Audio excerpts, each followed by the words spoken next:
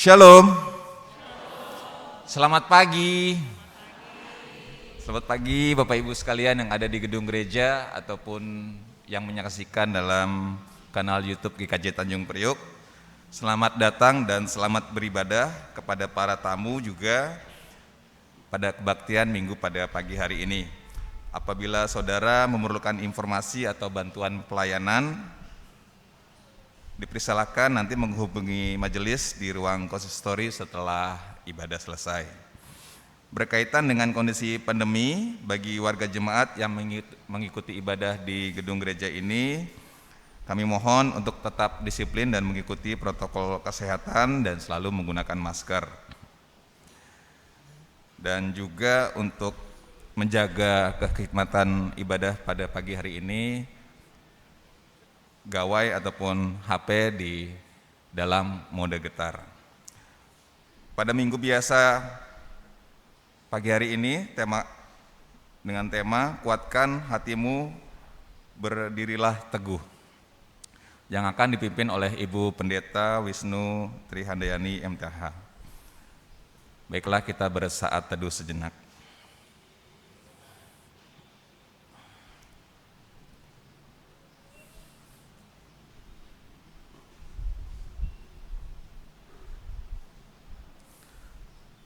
Panggilan beribadah.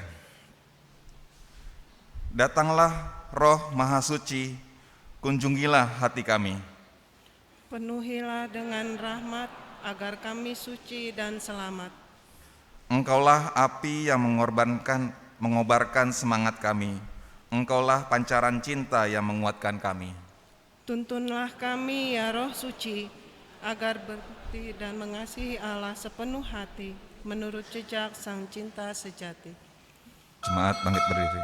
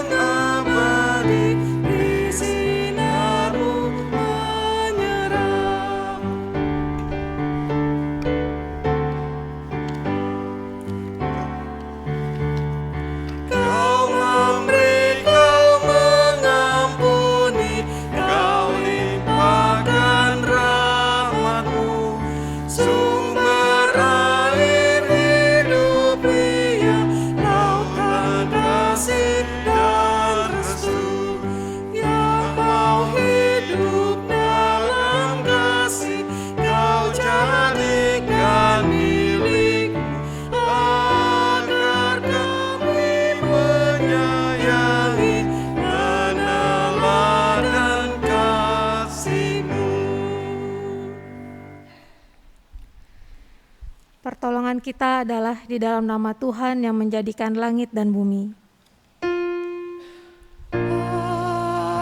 Amin. Kasih karunia dan damai sejahtera dari Allah Bapa kita dan dari Tuhan Yesus Kristus menyertai saudara sekalian. Dan menyertai saudara juga. Silakan duduk. Kita diberi kemampuan untuk memilih. Hidup kita dibangun dari tiap pilihan yang kita buat. Pilihan yang buruk menghasilkan kehidupan yang buruk pula. Demikian pula sebaliknya. Yosua pernah menanyakan hal serupa pada umat Tuhan. Mereka diminta memilih. Tetapi jika kamu anggap tidak baik untuk beribadah kepada Tuhan, pilihlah pada hari ini kepada siapa kamu akan beribadah. Tetapi aku dan seisi rumahku, kami akan beribadah kepada Tuhan. Yosua 24 ayat 15.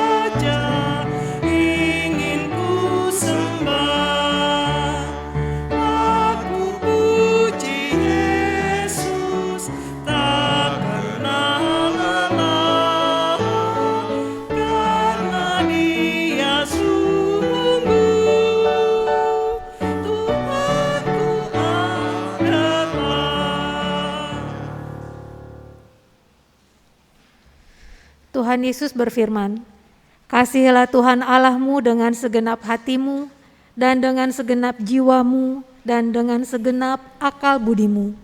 Itulah hukum yang terutama dan yang pertama. Dan hukum yang kedua yang sama dengan itu ialah, "Kasihilah sesamamu manusia seperti dirimu sendiri." Pada kedua hukum inilah tergantung seluruh hukum Taurat dan kitab para nabi. Mari kita mengakui dosa-dosa kita di hadapan Kristus. Jemaat dipersilakan membacakan doa selalu pribadi lepas pribadi. Mari kita berdoa.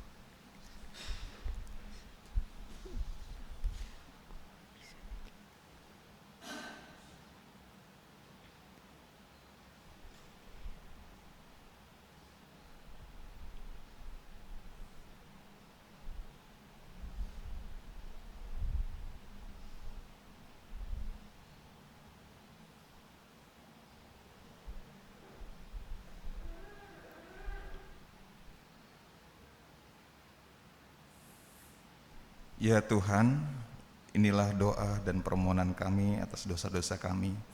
Ampunilah kami ya Tuhan, dalam nama Tuhan kami Yesus Kristus kami berdoa. Amin. Amin.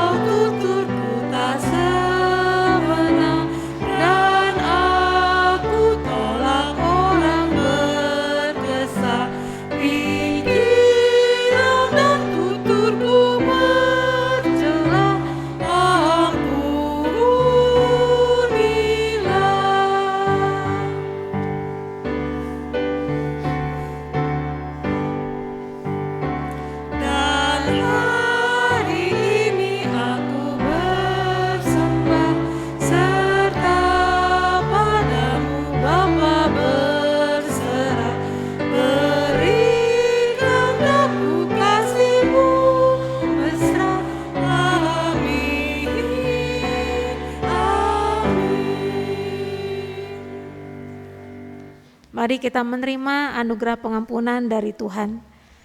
Kristus telah mati untuk dosa-dosa kita. Sebagai hamba Tuhan, saya memberitakan bahwa setiap orang yang mengaku dan menyesali dosanya, serta berusaha dengan sungguh-sungguh untuk melakukan kehendak-Nya, kepadanya Tuhan berkenan menganugerahkan pengampunan. Berbahagialah orang yang diampuni pelanggaran-pelanggarannya dan yang ditutupi dosa-dosanya. Demikianlah berita anugerah dari Tuhan. Syukur kepada Allah.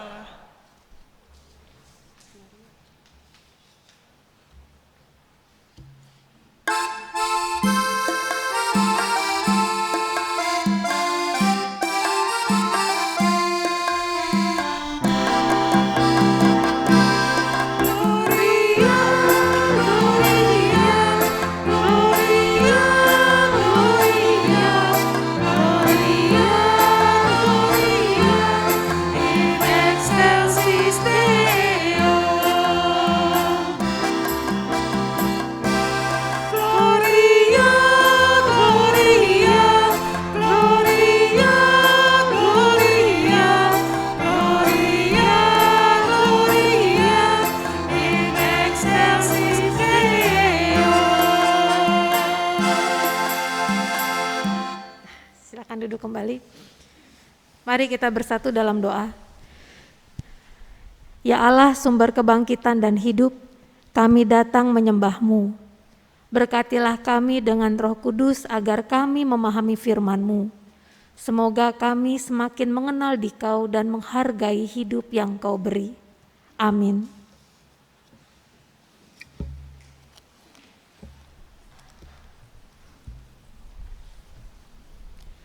Bacaan diambil dari Hagai 2 ayat 1b sampai 10.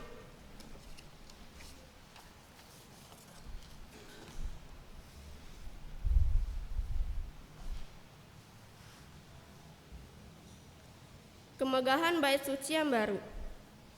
Pada tahun yang kedua, zaman Raja Darius, dalam bulan yang ketujuh, pada tanggal 21 bulan itu, datanglah firman Tuhan dengan perantaraan Nabi Hagai.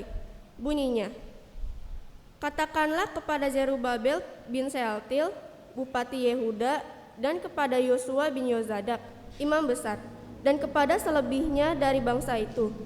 Demikian, masih adakah di antara kamu yang telah melihat rumah ini dalam kemegahannya semula? Dan bagaimanakah kamu melihat keadaannya sekarang? Bukankah keadaannya di matamu seperti tidak ada artinya?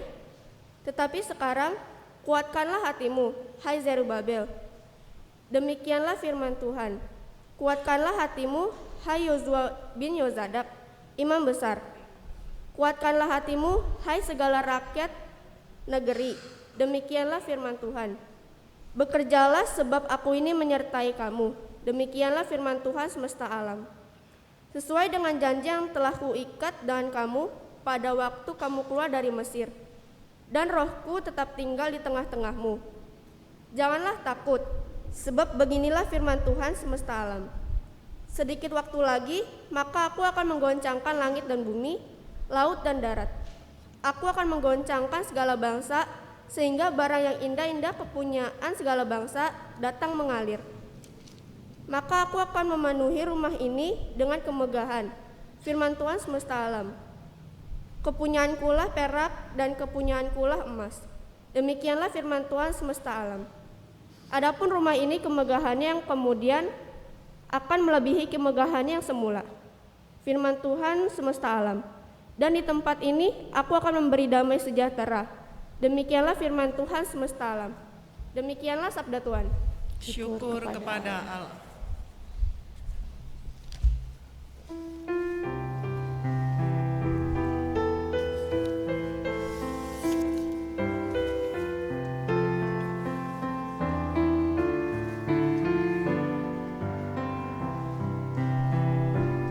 Tuhan itu pengasih dan penyayang, panjang sabar, kasih setianya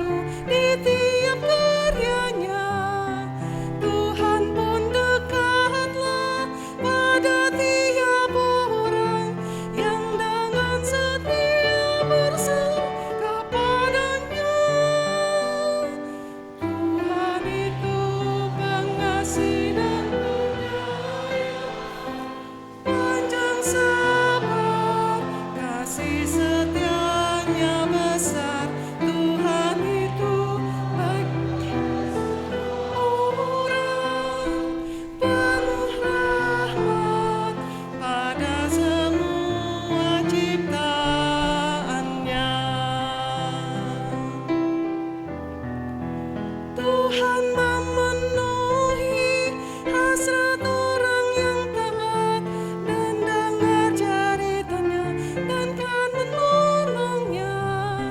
Tuhan pun menjaga yang mengasihinya, namun orang fasik dibinasakannya.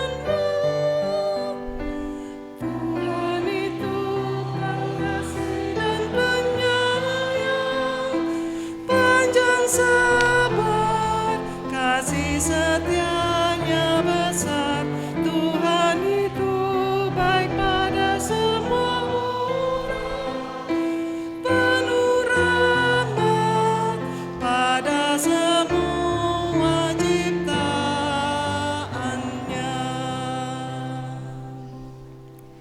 Inilah Injil Yesus Kristus menurut Lukas 20 ayat 27 sampai 38. Lukas 20 ayat 27 sampai 38. Maka datanglah kepada Yesus beberapa orang Saduki yang tidak mengakui adanya kebangkitan. Mereka bertanya kepadanya, "Guru, Musa menuliskan perintah ini untuk kita. Jika seorang yang mempunyai saudara laki-laki mati, sedang istrinya masih ada, tetapi ia tidak meninggalkan anak, saudaranya harus kawin dengan istrinya itu dan membangkitkan keturunan bagi saudaranya itu. Adalah 7 orang bersaudara.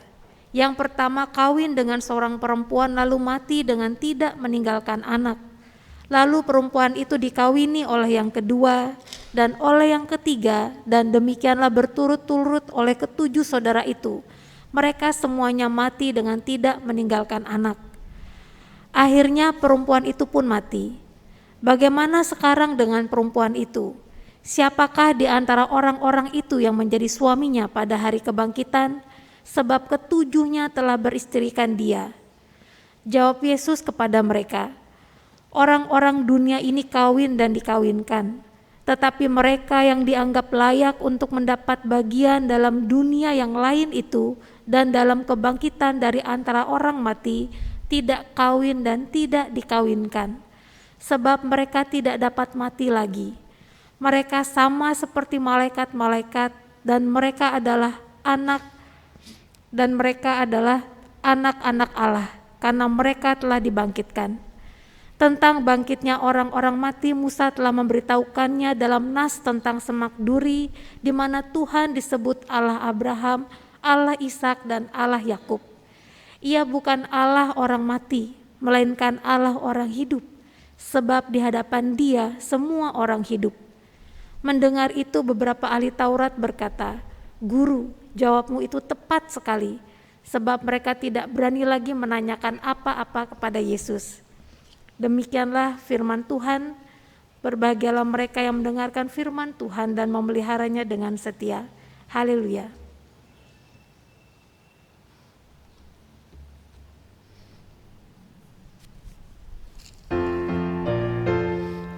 Haleluya, haleluya, haleluya, haleluya.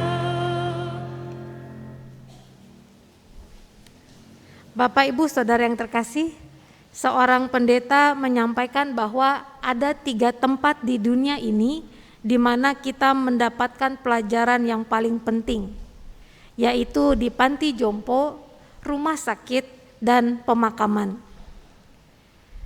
Ketiga tempat itu menunjukkan bahwa manusia adalah makhluk yang fana.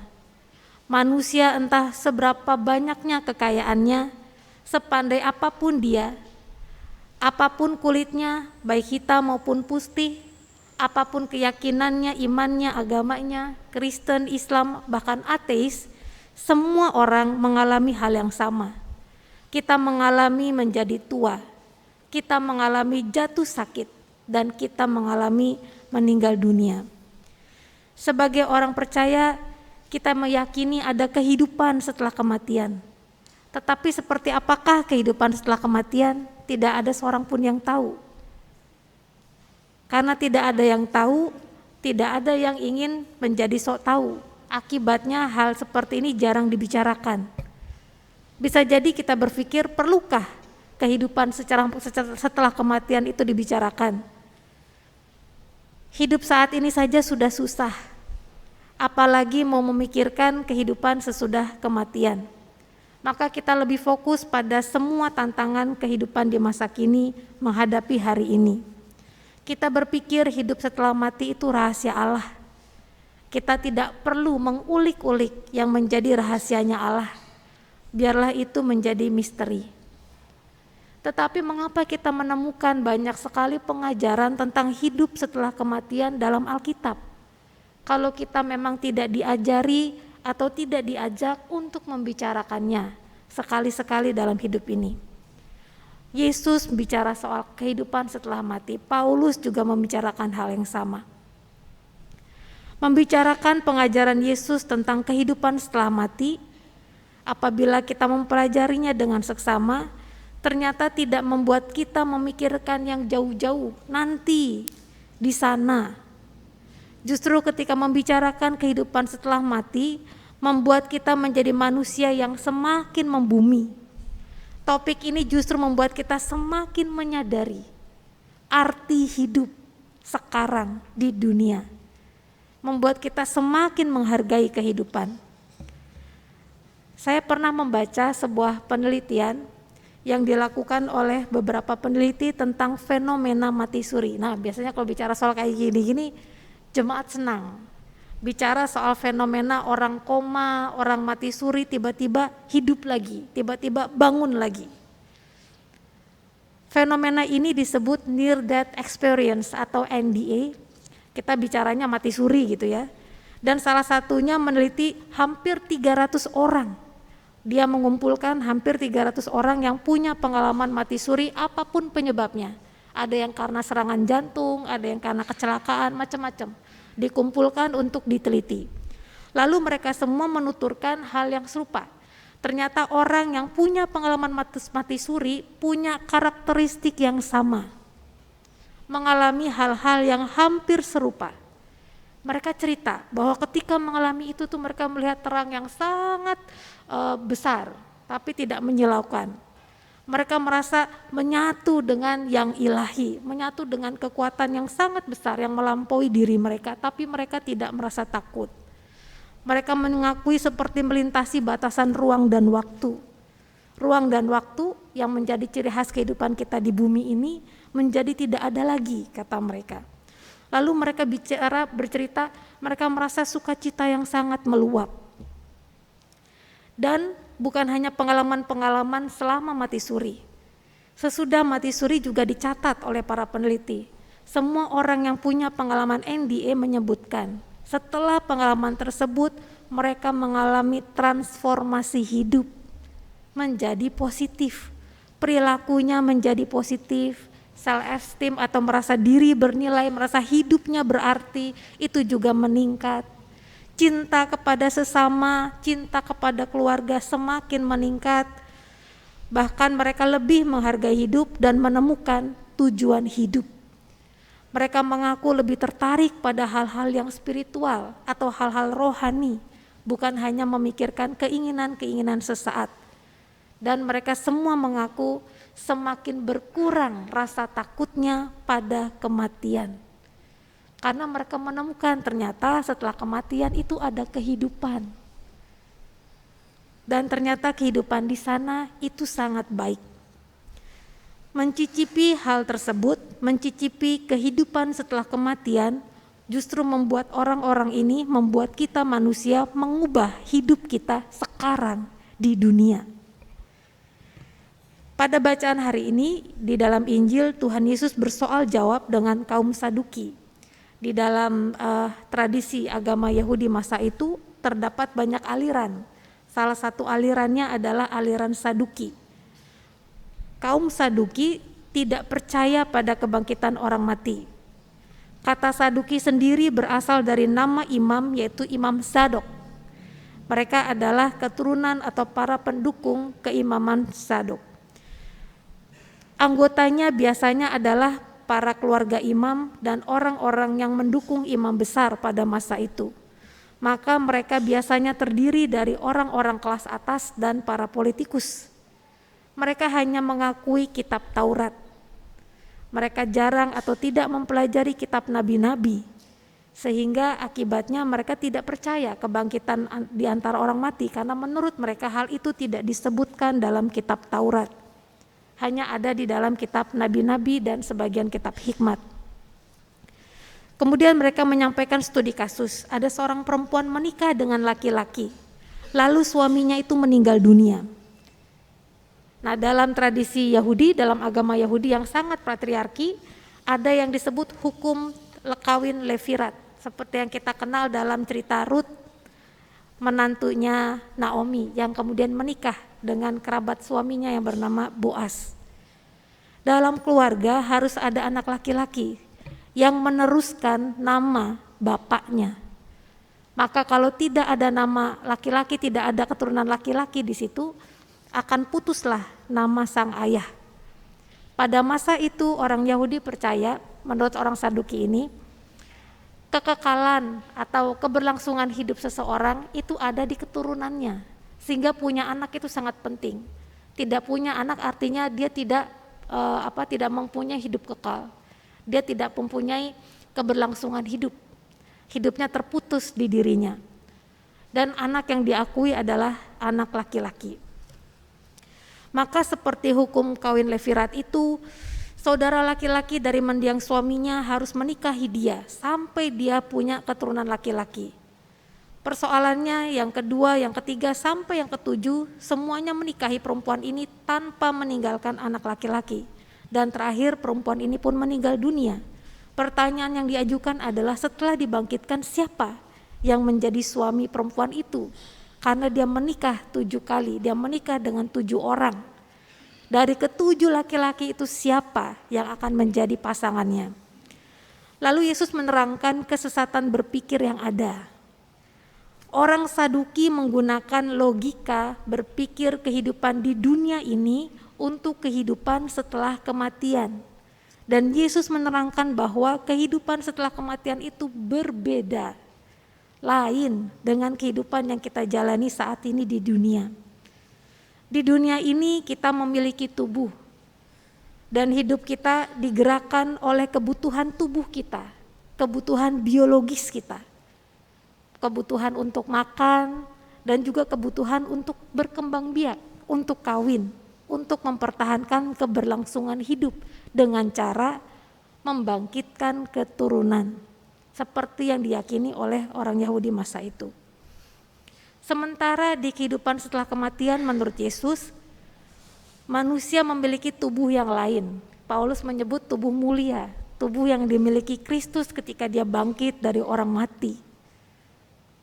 Manusia hidup di dalam rohnya yang tidak lagi digerakkan oleh kebutuhan-kebutuhan biologis, karena tubuhnya sudah jadi tanah.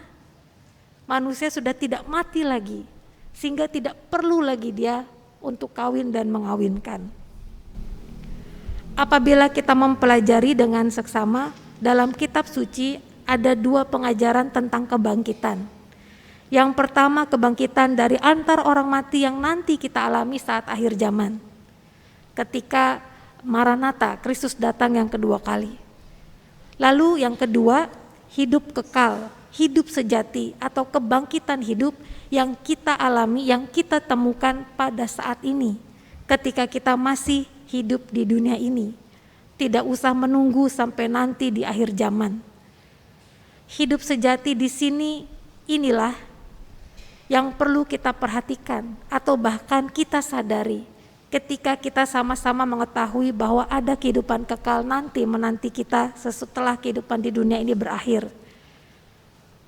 Dari pengalaman-pengalaman manusia yang mempunyai pengalaman mati suri, mereka tahu bahwa ada kehidupan di sana sesudah kematian, dan kehidupan di sana itu sangat baik, sehingga kehidupan di sana itu mempengaruhi apa yang kita lakukan di kehidupan kita di dunia ini. Seolah-olah Tuhan Yesus mau menyampaikan, atau saudara-saudari kita yang mengalami mati suri itu mau menyampaikan, kehidupan di sana itu manis seperti ini, mulia seperti ini, luhur seperti ini, penuh kasih seperti ini, penuh dengan kegembiraan seperti ini, jauh dari kecemasan dan ketakutan seperti ini. Dan mereka menyampaikannya kepada kita, supaya kita menciptakan kehidupan yang sama di sini saat ini juga. Supaya kita bersama-sama membuka mata hati kita untuk menemukan kekekalan, kesejatian hidup, nilai hidup yang sesungguhnya pada hari ini juga, pada saat ini juga. Dalam Yohanes 17 ayat 3, Yesus pernah menyebutkan apa itu hidup kekal. Dia menyebut hidup kekal adalah mengenal Bapa sebagai satu-satunya Allah dan mengenal Yesus yang diutus oleh Allah Bapa. Pengajaran itu menunjukkan bahwa hidup kekal dibangun dari hubungan kita dengan Allah Bapa. Hidup kekal adalah hidup di dalam relasi dengan Dia. Maka hal ini membuat kita meninjau ulang semua pilihan-pilihan hidup yang kita ambil. Artinya Bapak Ibu Saudara yang terkasih, kita melakukan segala sesuatu dengan memedulikan Allah. Yang tadinya kita berpikir bahwa saya masak hanya untuk diri saya, suami saya, anak saya, cucu-cucu saya. Tapi karena memedulikan Allah, tahu bahwa Allah hidup di dalam dirinya dan punya hubungan khusus dengan Allah, maka kita tinjau ulang. Oh tidak, ternyata saya memasak juga demi memuliakan Allah. Saya bekerja bukan hanya untuk mencari nafkah, menyekolahkan anak, membahagiakan anak istri, atau membahagiakan suami juga karena banyak perempuan yang juga bekerja. Tapi saya bekerja juga demi bersaksi. Menyaksikan apa? Cinta kasih Allah Bapa. Memuliakan, meluhurkan Allah Bapa. Jangan sampai Allah malu dengan perilaku hidup saya. Jangan sampai Allah malu dengan pilihan-pilihan hidup yang saya ambil. Sebagai remaja apalagi. Remaja adalah masa-masa keemasan, misalnya masa-masa membentuk jati diri. Kita mendorong anak-anak, kita membimbing anak-anak remaja supaya mereka tahu bahwa mereka adalah anak-anak Allah, anak-anak terang, anak-anak yang sangat bernilai, sangat berharga. Sehingga semua itu tercermin dari keputusan-keputusan hidup yang mereka ambil. Itu adalah kekekalan, itu adalah kesejatian hidup yang kita bangun dengan sungguh-sungguh setiap hari, day by day, hari lepas hari. Kita mengambil keputusan bahwa hari ini harus dimenangkan. Hari ini adalah satu hari lagi untuk membahagiakan Tuhan, untuk memuliakan nama Tuhan, untuk menyebarkan kebaikan dan seterusnya. Kita mengetahui, kita menemukan bahwa kita hidup untuk sesuatu yang lebih besar. Dan kita akan terus hidup karena nilai itu melampaui hidup yang kita jalani di dunia ini. Penjelasan kedua yang Yesus sampaikan adalah Ia mengangkat nama Allah. Allah sering sekali dipanggil sebagai Allah Abraham, Allah Ishak, Allah Yakub, ketiga bapak leluhur Israel. Padahal ketiga orang itu sudah lama mati. Apa ini artinya Allah adalah Allah orang mati? Jika ketiga nama tokoh itu terus disebut-sebut, maka mereka masih hidup, mereka masih ada, hanya dalam bentuk kehidupan yang berbeda. Penjelasan ini menunjukkan bahwa Allah selalu berhubungan dengan kehidupan. Dia itu sumber hidup, Dia Allahnya orang hidup. Maka selama kita punya hubungan yang kuat dengan Dia, selama keputusan-keputusan kita selaras, sejalan dengan Allah Bapa kita, maka kita tetap hidup, kita mendapatkan hidup yang kekal saat ini juga. Hal ini menunjukkan bahwa pilihan-pilihan yang kita ambil semestinya mencerminkan pro-life, pro-kehidupan. Apakah kalau aku marah-marah itu menunjukkan pro-life, mendukung kehidupan, atau justru mematikan kehidupan, menyedihkan, mendukakan hati orang lain? Kalau saya berperilaku kejam misalnya, apakah itu mendukung kehidupan Atau sebaliknya, kalau kehidupan saya penuh dengan tipu daya, penuh dengan dusta, apakah itu sudah mencerminkan mendukung kehidupan atau bukan? Kalau saya tidak menjaga kesehatan dengan baik, makan sembarangan, tidak mengatur pola hidup, apakah itu adalah keputusan yang mendukung kehidupan atau sebaliknya justru mendukung kematian? Maka marilah kita berdiri teguh seperti yang disampaikan oleh Nabi Hagai kepada umat Israel dan para pemimpinnya. Karena kita hidup bersama-sama dengan Allah. Ketika mereka semua sibuk, bangsa Israel sibuk pada zaman pembuangan yang kedua, sibuk membangun hidupnya masing-masing, mengejar materi masing-masing. Diingatkan oleh Nabi, lihat rumah Allah itu terbengkalai. Rumah itu bukan cuma sekedar bangunan yang terdiri dari batu dan pasir. Rumah itu adalah simbol kehadiran Allah di tengah-tengah umat manusia. Maka perintah itu mengingatkan, ketika kamu menjalani hidup, apakah kamu sudah memedulikan Allah yang ada di tengah-tengah hidupmu? Amin.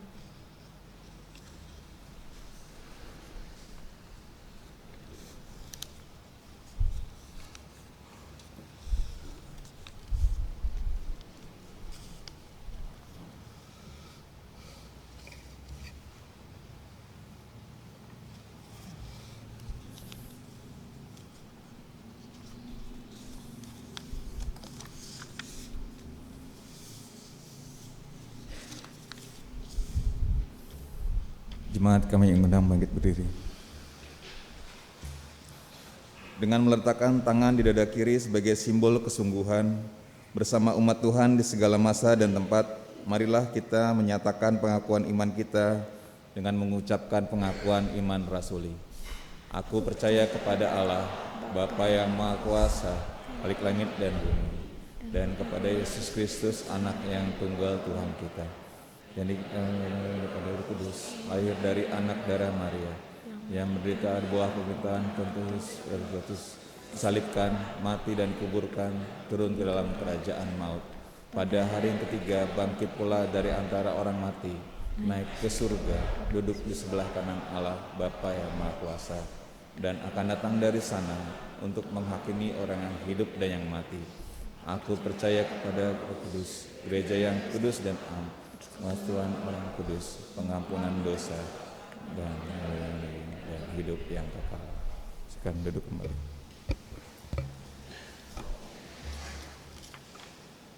Mari kita bersatu dalam doa. Ya Allah, mampukanlah kami memilih yang baik dan benar, agar hidup kami mulia. Semoga cinta kasih kami kepada sesama semakin besar. Dan kami mohon, berkatilah saudara-saudari serta orang tua kami yang terbaring sakit. Kami berdoa untuk Mas Tri Utomo, putra dari Bapak Priyo Hutomo yang akan menjalani operasi mata esok hari. Kiranya kasih Tuhan menopang dirinya.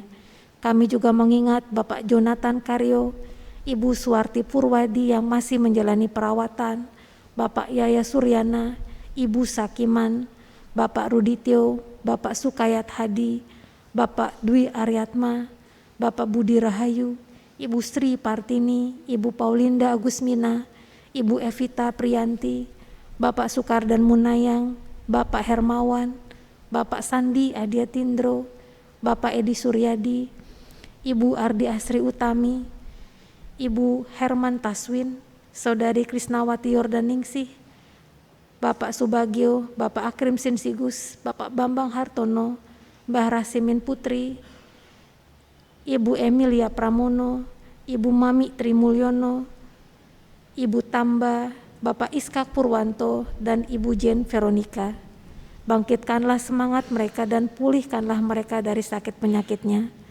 Berkatilah ya Tuhan gereja kami, agar kami semakin tekun di dalam kasih dan pelayanan. Urapilah para pemimpin negara supaya mereka memerintah dengan adil dan bijaksana. Kami juga mohon bantulah anak-anak yang keracunan obat supaya mereka dapat berjuang bertahan hidup. Berikanlah mujizat-Mu atas diri mereka. Kami mohon tolonglah orang-orang yang menjalani hidup yang tidak layak karena kemiskinan dan ketidakadilan. Kiranya Tuhan membebaskan mereka dan menganugerahi kehidupan yang pantas. Semua doa ini ya Allah kami panjatkan demi nama Putra-Mu yang mengajari kami berdoa. Bapa kami yang di surga, dikuduskanlah nama-Mu, datanglah kerajaan-Mu, jadilah kehendak-Mu di bumi seperti di surga. Berikanlah kami pada hari ini makanan kami yang secukupnya, dan ampunilah kami akan kesalahan kami, seperti kami juga mengampuni orang yang bersalah kepada kami. Dan janganlah membawa kami ke dalam pencobaan, tetapi lepaskanlah kami daripada yang jahat. Karena Engkau yang mempunyai kerajaan dan kuasa dan kemuliaan sampai selama-lamanya. Amin.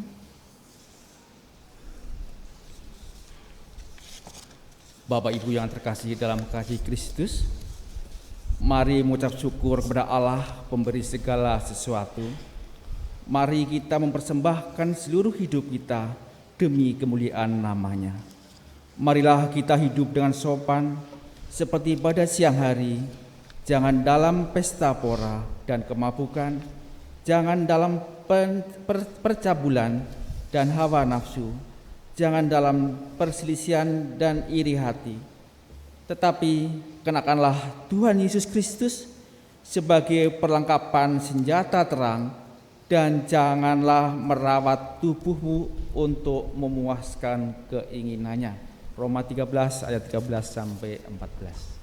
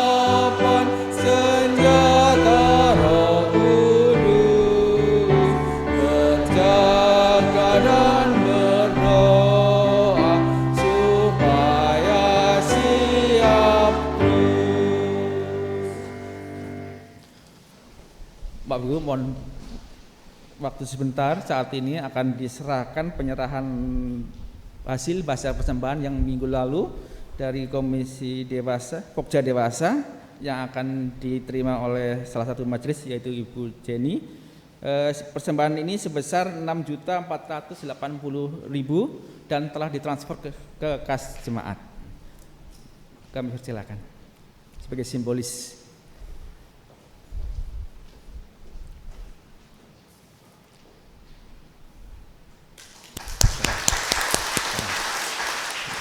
Atas nama majelis kami mengucapkan terima kasih atas kerjasamanya semua. Mari kita bawa persembahan di dalam doa. Tuhan Bapa kami yang di surga, Allah sumber kekuatan hidup kami, terpujilah Engkau ya Allah dari saat ini sampai selama-lamanya.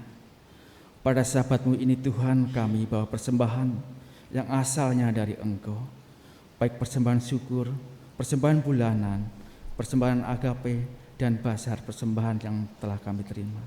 Tuhan, juga persembahan talenta-talenta yang ada pada hidup kami. Kiranya Tuhan berkenan menerima dan menguruskan persembahan ini. Tuhan berkati para pengelola dan pengguna persembahan ini, supaya program kegiatan yang ada di gereja kami bisa berjalan dengan baik. Semuanya itu hanya untuk kemuliaan dan kekudusan nama-Mu saja. Tuhan Yesus, berkatilah keluarga kami semua, berkati pekerjaan kami, berkati usaha kami, dan berkatilah anak-anak kami, supaya iman kami tetap tumbuh dan kuat dalam situasi-situasi yang semakin sulit ini. Doa ini, hidup kami, hanya kami panjatkan dalam nama dan juru selamat Tuhan Yesus Kristus, sumber rahmat. Amin. Silakan duduk kembali.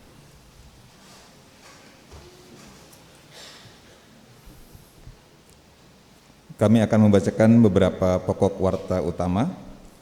Yang pertama, dalam rangka kerjasama antara GKJ Klasis Jakarta bagian Barat dan Timur, maka pada hari Minggu 20 November 2022 akan dilaksanakan kegiatan tukar pelayanan firman.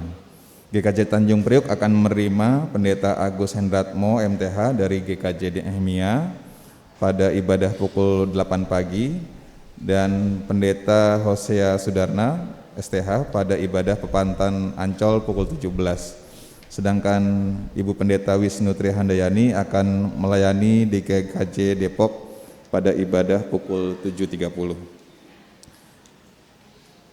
Rapat Majelis Pekerja Harian akan dilaksanakan pada hari Senin 7 November 2022 pukul 19.30 bertempat di ruang konsistori. Mohon kehadiran seluruh anggota MPH pada rapat ini. Dan sidang majelis pleno akan diselenggarakan pada hari Jumat 11 November 2022 pukul 19.30 bertempat di gereja. Bagi warga jemaat yang berkepentingan dapat mengirimkan surat atau menghubungi penetua terdekat. Mohon kehadiran seluruh anggota majelis dan tetap menjaga protokol kesehatan. Sakramen Baptis Anak dan Sidi. GKJ Bajem Pematang Siantar akan melayangkan sakramen Baptis Anak dan Sidi pada hari ini, Minggu 6 November 2022. Adapun anak yang akan dibaptis dan Sidi adalah yang pertama, Gavriel Haposan Sidabutar, nama orang tua Bapak Ibu Irwan Petrus Sidabutar, ini baptis anak. Kedua, Stefan Yeskiel Lamhot Hutahuruk, anak putra dari Bapak Ibu Liberty Antoni Hutahuruk, yaitu Sidi. Anak Derel Ardi Pratama, putra dari Bapak Ibu Yosep Suhartanto, yaitu Sidi. Kelompok minat bulu tangkis mengundang warga jemaat dan para simpatisan yang berkerinduan melakukan olahraga demi kesehatan dengan mengikuti kegiatan bulu tangkis pada hari Sabtu pukul 6 hingga 8 di Gedung Olahraga Muncang, Jalan Muncang nomor 48 Lagua, Jakarta Utara. Jika peralatan raket tidak ada, bisa disediakan oleh para pemain di sana. Untuk jadwal PA dan laporan keuangan serta jadwal lainnya, Bapak Ibu dapat membacanya di warta jemaat. Dan majelis dan segenap warga jemaat GKJ Tanjung Priok mengucapkan selamat dan berbahagia dan panjang umur. Tuhan memberkati pada jemaat yang berulang tahun pada minggu ini. Jemaat kami undang untuk bangkit berdiri.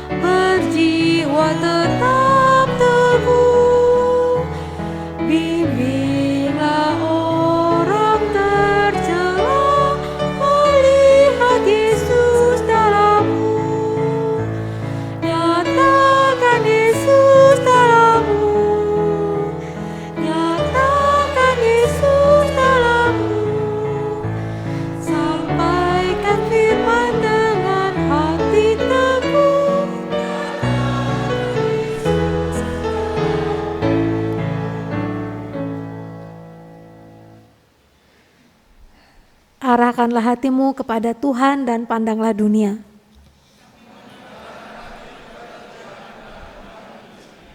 Jadilah saksi Kristus. Terpujilah Tuhan. Mari terima berkat-Nya. Tuhan memberkati engkau dan melindungi engkau.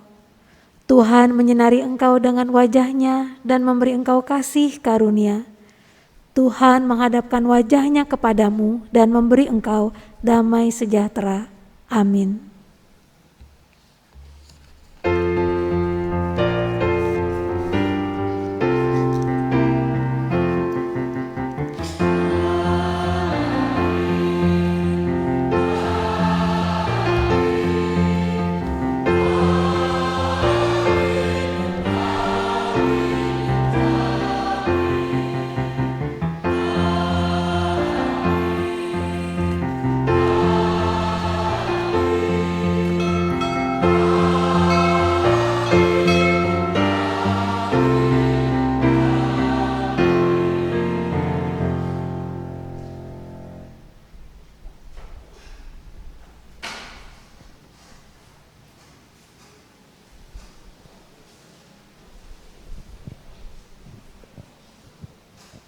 Bapak, Ibu, Saudara yang terkasih, baik yang berada di gedung gereja maupun yang mengikuti ibadah secara live streaming di rumah masing-masing atau di mana berada, ibadah telah selesai.